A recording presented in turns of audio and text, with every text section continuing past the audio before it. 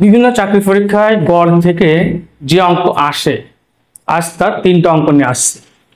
বলতেছে 1 থেকে 49 পর্যন্ত ক্রমিক সংখ্যাগুলোর গড় কত।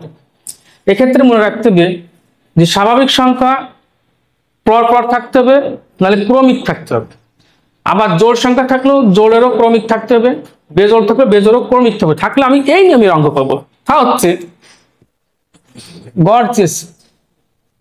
এখন বলেছে 1 থেকে 49 স্বাভাবিক সংখ্যা, 1 থেকে 49 এর মধ্যে কোনো সংখ্যা বাদ নাই, ক্রমিক বলেছে। তাহলে 1 থেকে 49 পর্যন্ত ক্রমিক সংখ্যাগুলোর গড় কত। তাহলে যেহেতু বলেছে 1 থেকে 49, তাহলে এর মধ্যে কোনো সংখ্যা বাদ যায় না। সেক্ষেত্রে আমরা কি করব, যদি এরকম ক্রমিক বা পরপর থাকে, তাহলে এইটা যে শেষ সংখ্যা, এটা হচ্ছে প্রথম সংখ্যা। শেষ সংখ্যা 49 যোগ প্রথম সংখ্যা কত 1 ভাগ, এখানে দুটো সংখ্যা আছে, ভাগ 2। তাহলে 49 আর 1 যোগ করলে হয় 50 ভাগ 2। এবার 2 দিয়ে ভাগ করলে হয় 25। তাহলে গড় হলো 25। এবার একটা খুবই ইম্পর্টেন্ট একটা অঙ্ক, 2 থেকে শুরু করে পর পর 5টি জোড় সংখ্যার গড় কত হবে। আচ্ছা, আমরা জোড় সংখ্যা বের করি।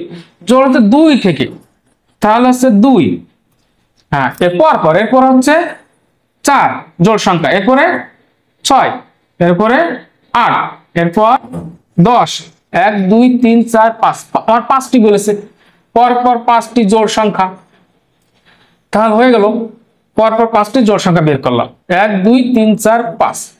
এখন গড় বের করব। গড় শেষে মনে রাখতে হবে যে পরপর 5টি, প্রথম জোড় সংখ্যা আছে 2, 2 থেকে পরপর হচ্ছে, তাহলে এখানে কোনো জোড় সংখ্যা বাদ যায়নি। এরকম না গেলে যদি পরপর বা ক্রমিক থাকে, তাহলে শেষ সংখ্যা বলেছিলাম যে শেষ সংখ্যা কত 10 যোগ প্রথম সংখ্যা কত 2।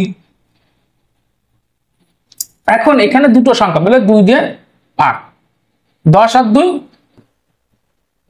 12 ভাগ 2 সমান 12 আর 2 ভাগ করলে 6, ইজ ফাইন आंसर। এবার বলেছে 1 থেকে 25 পর্যন্ত ক্রমিক সংখ্যা গড় কত। আমাকে এই অঙ্কটা কমেন্টসে জানাতে হবে। এর গড় সমান কত আমাকে এসএমএস কমেন্টসের মাধ্যমে জানাতে হবে। এরকম অঙ্ক আমি আবারও নিয়ে আসবো। আমার ফেসবুক পেজ ফলো দিয়ে পাশে থাকতে হবে, ইউটিউব চ্যানেল সাবস্ক্রাইব করতে হবে। কোনো প্রয়োজন হলে আমার সাথে যোগাযোগ করতে হবে। দেখার জন্য সবাইকে ধন্যবাদ।